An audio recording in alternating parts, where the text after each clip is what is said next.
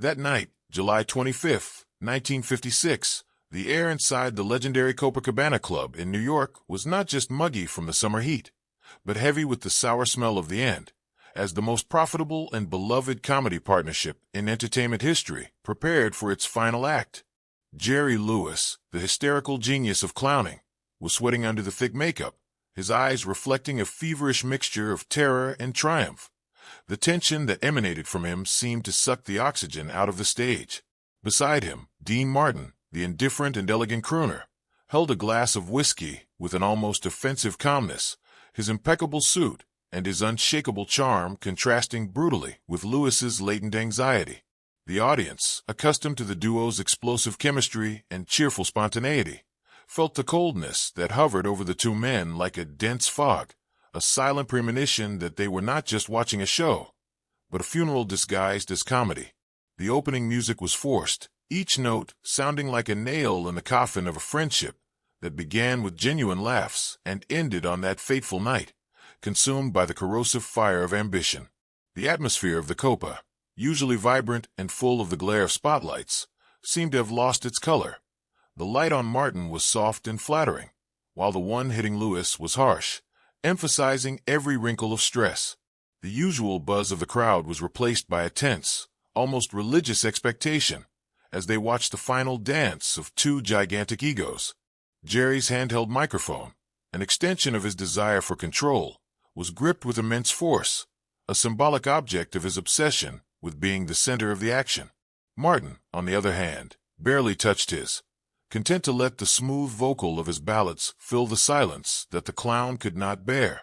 It was the stage of consecration and condemnation, the place where veiled enmity would become public, and where a single sentence, spoken in the heat of frustration and resentment, would tear apart a decade of loyalty and unprecedented success. Before we continue, if you want more strong stories like this one, comment your opinion below, leave your like, and subscribe to the channel. This helps us continue bringing intense reports like this one, which reveal the high price of fame. The story of Martin and Lewis began 10 years earlier, in 1946, in the vibrant heart of Atlantic City, a meeting that seemed to have been engineered by destiny, or, more precisely, by a desperate booker. Dean Martin, a saloon singer with a melancholic charm and a velvet voice, had a stable but unexciting career, stuck in the shadow of bigger crooners. Jerry Lewis, in turn, was a failed comedian, whose routine based on broken records and exaggerated mimes was stranger than funny, often receiving boos. The first time they teamed up, it was an improvised act at the 500 Club. Martin would sing. Lewis would appear on stage wearing waiter clothes, falling, stumbling, and interrupting the singer, a scenic anarchy that was the antithesis of Martin's professionalism. The audience reacted with immediate and electrifying hysteria, and at that exact moment, the incidental meeting turned into the highest-grossing act in America, the perfect union between complacent good looks and chaotic genius. The initial chemistry was organic and irrefutable, an alchemy of opposites that worked like a rocket engine for success. In the early years, friendship was the foundation of everything.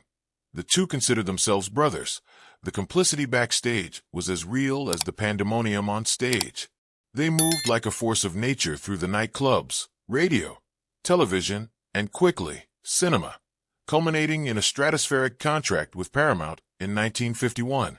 This agreement was not only a financial milestone, it was the consecration of the brand, promising a series of films that would cement their legacy.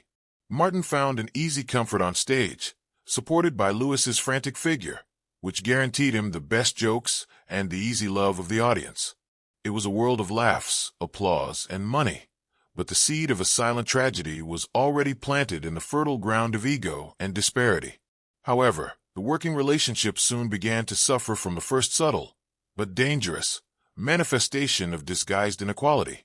On stage and in reviews, Jerry Lewis was repeatedly acclaimed as the genius behind the duo, the creative engine, the chaotic artist who injected the necessary energy to elevate the straight man. Martin, the straight man, despite being the image of charm and elegance, began to be perceived, and to perceive himself, only as the accessory, the pedestal on which Lewis's madness balanced. Martin's charisma was easy, almost lazy, while Lewis worked frantically, with a voracious ambition, to be recognized as the brains. This contrast began to generate unilateral resentment in Lewis.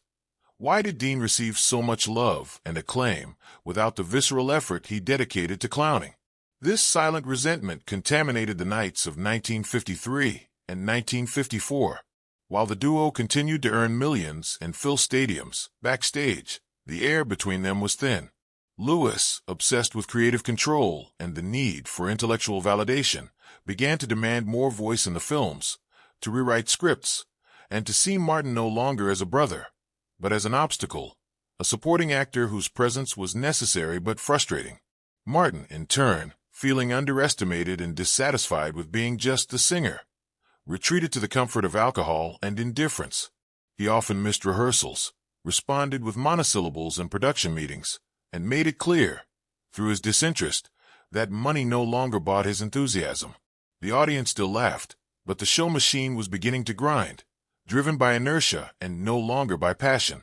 The inciting incident, the key event that irreversibly broke the initial balance, was not a public fight, but a silent gesture of disdain, deeply personal, that occurred during the production of The Film Partners in 1956.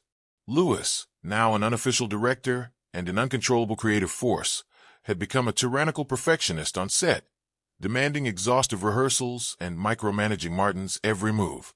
One morning, after a destructive critique from Lewis about the timing of a Martin joke, the crooner, instead of reacting with his usual passive indifference, did something unprecedented. He refused to return to the set. The studio begged, management pressured, but Martin remained in his trailer for hours. When he finally returned, he did not address Lewis. He just looked at the camera, delivered his line with icy coldness, and left, making it clear that his obedience was professional, no longer fraternal.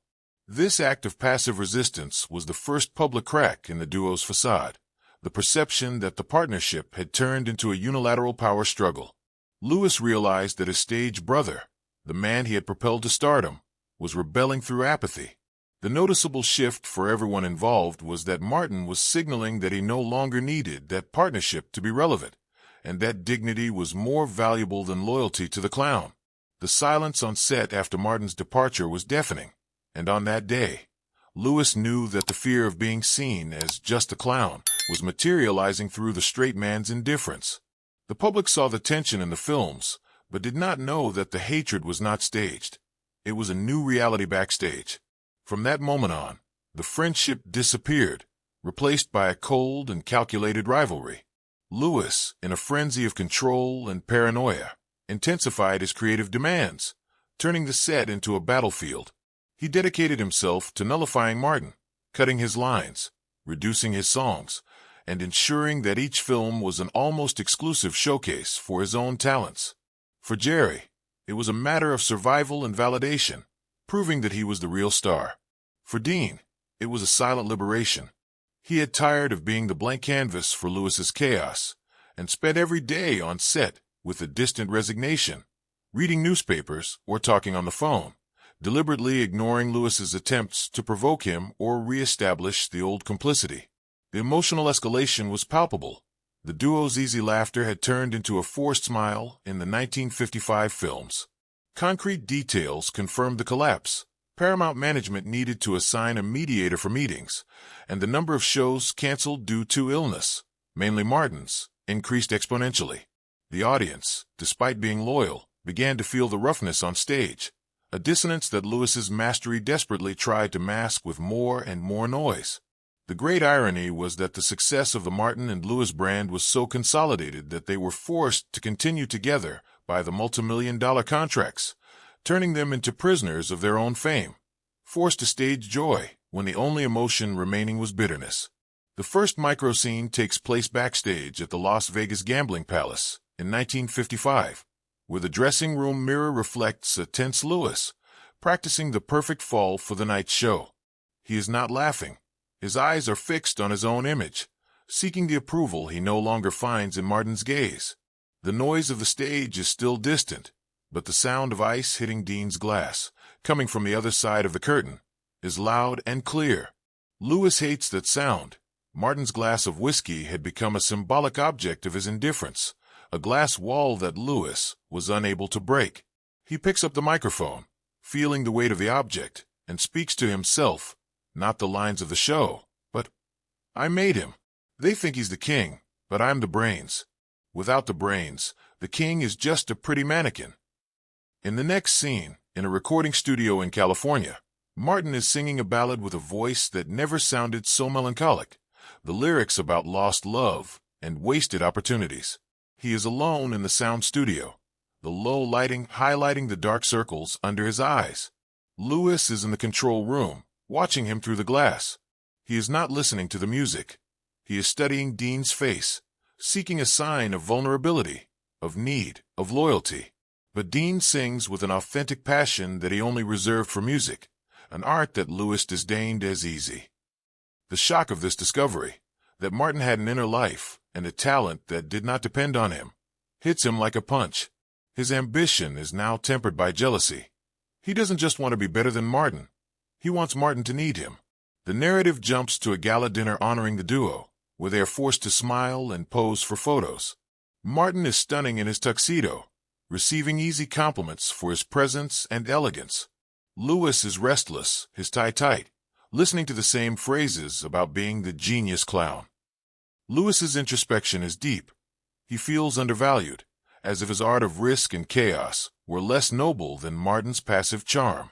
In a moment of carelessness, he sees Dean animatedly talking to Frank Sinatra and the rest of the forming Rat Pack.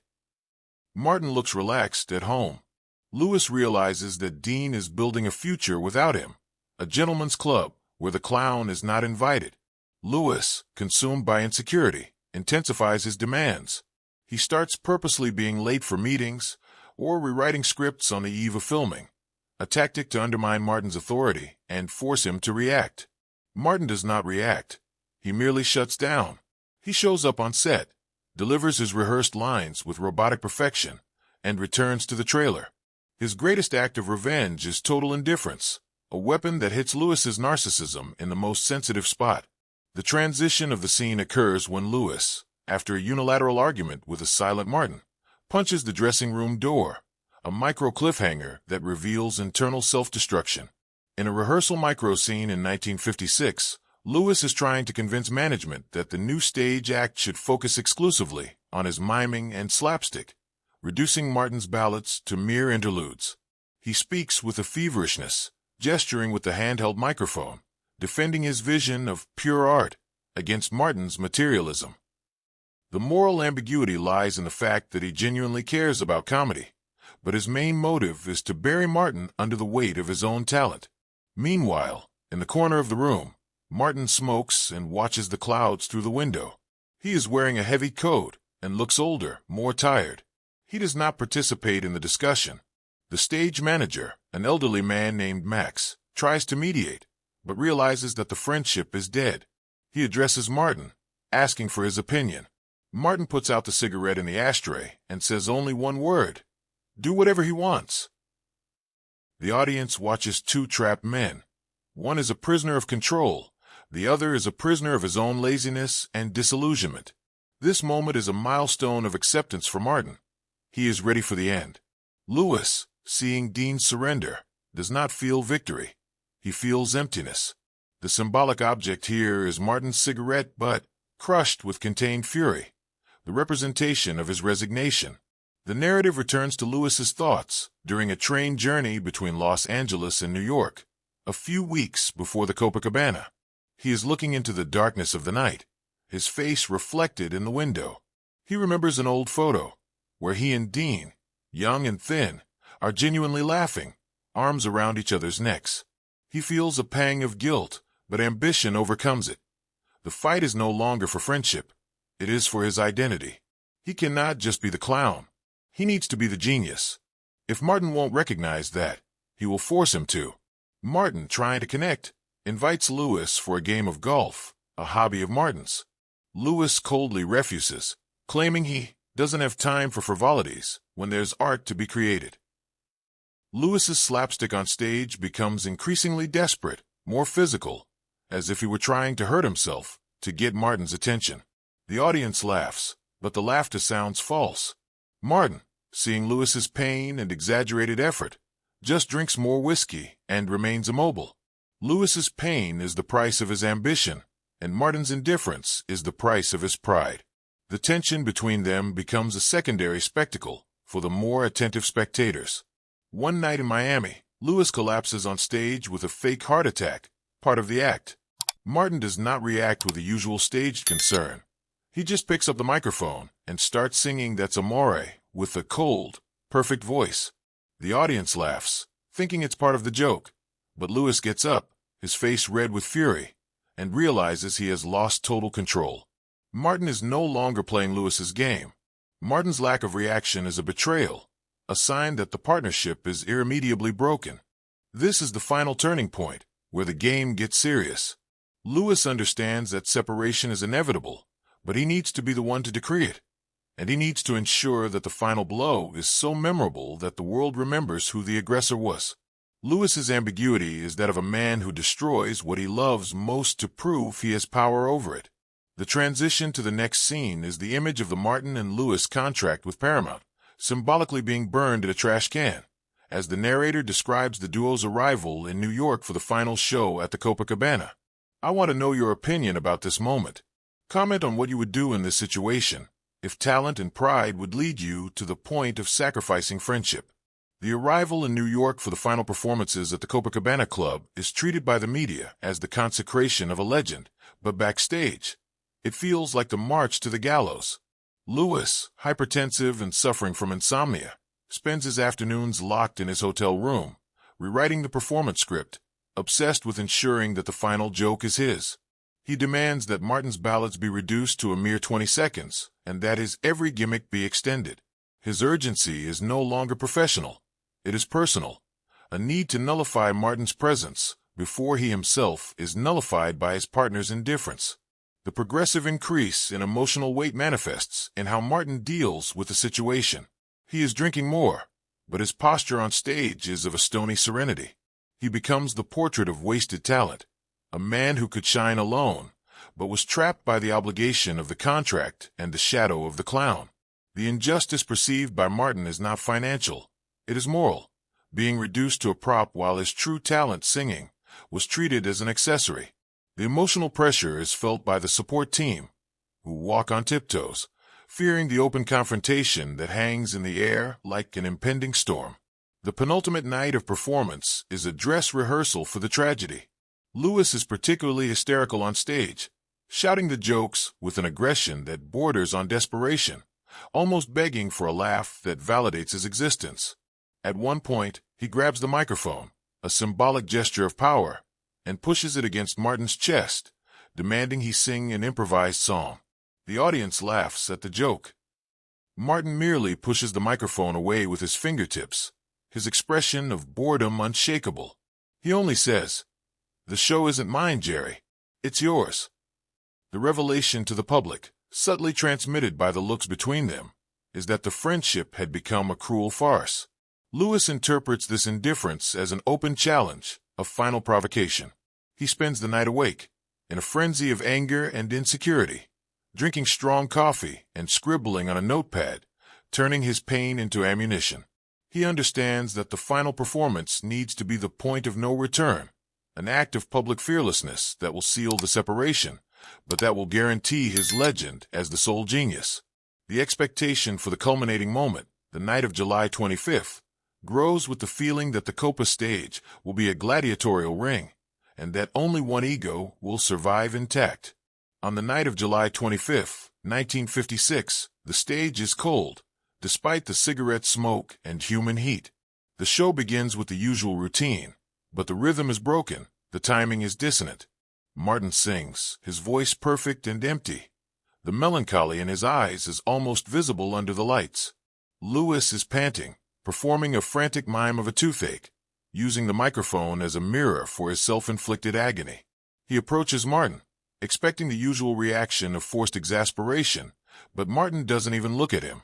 Instead, he picks up his glass of whiskey, the symbolic object of his indifference, and takes a long sip, looking directly at the audience, as if Lewis were not there. Martin's silent disdain hits Lewis like a physical blow, the nullification he most feared. At that exact instant, the fear of being just a clown transforms into a chilly and controlled fury. Lewis abandons the routine, the rehearsed chaos, and stops abruptly, the microphone hanging loosely in his hand. The silence that follows is the most tense moment in the duo's history, a sound black hole that swallows the crowd's murmur. Lewis walks towards Martin, his eyes fixed on his partner's, and with a cutting clarity, he speaks the phrase that would become the epitaph of the friendship. "You're nothing more than a mere supporting actor." The phrase is not said in the heat of comedy. It is uttered with the authority of a final verdict, a symbolic gesture of nullification. Martin does not react with anger, but with a deep and fleeting pain, a flash of hurt before pride covers it again. He places the glass of whiskey on the table next to the piano, a dry noise that echoes in the silence. He looks at Lewis, not with hatred, but with pity, and says, in a murmur that only Lewis can hear, "At least I know who I am." Martin then turns and walks off the stage, leaving Lewis standing alone under the oppressive glare of the spotlights, the microphone gripped in his hand, his triumph fading into a bitter taste of loneliness. The direct consequences of the climax were immediate and brutal. The dissolution of the partnership was announced the next day, July 26, 1956, and the entertainment world was divided. The audience, who loved the duo, felt the tragedy as a personal loss. Lewis plunged into a frenzy of work, seeking recognition as a director and dramatic actor, proving he was more than just a clown. Martin, surprisingly, flourished. He embraced his solo career with new energy, his natural charm finally free to shine without the shadow of Lewis's chaos, and soon established himself as a respected crooner and actor, achieving individual success that rivaled, and in many aspects surpassed, the duo's peak. The environment between them became a desert of communication for 20 years. Lewis's professional life was marked by large-scale successes and failures, but the ghost of the partnership haunted him. He never managed to replicate the chemistry and easy love he had with Martin. Martin, on the other hand, found refuge in the simplicity of his talent and his friendship with the Rat Pack, living a life of charm and comfort. The change in Lewis's character was the most significant.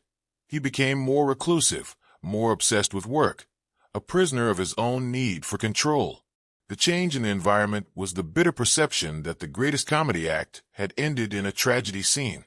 The emotional resolution, the touch of humanity amidst the bitterness, only came 2 decades later, in 1976. During a benefit telethon organized by Lewis, Frank Sinatra orchestrated a surprise reconciliation.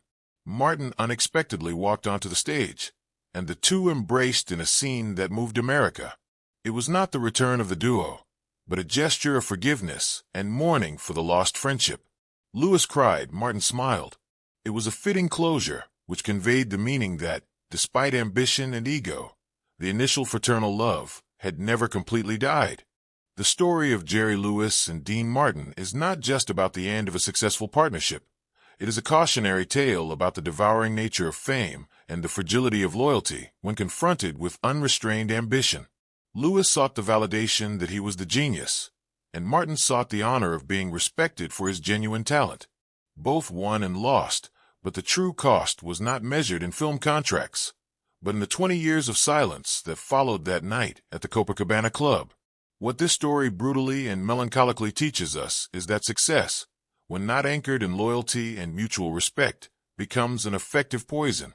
The final joke was not in Lewis's script, but in the way the individual triumph of each one came with the permanent destruction of something that was greater than the sum of their parts, the friendship. And in your opinion, is your success worth the price of friendship? Could it be that, deep down, the biggest joke of Martin and Lewis's career was the night they destroyed each other? Leave your comment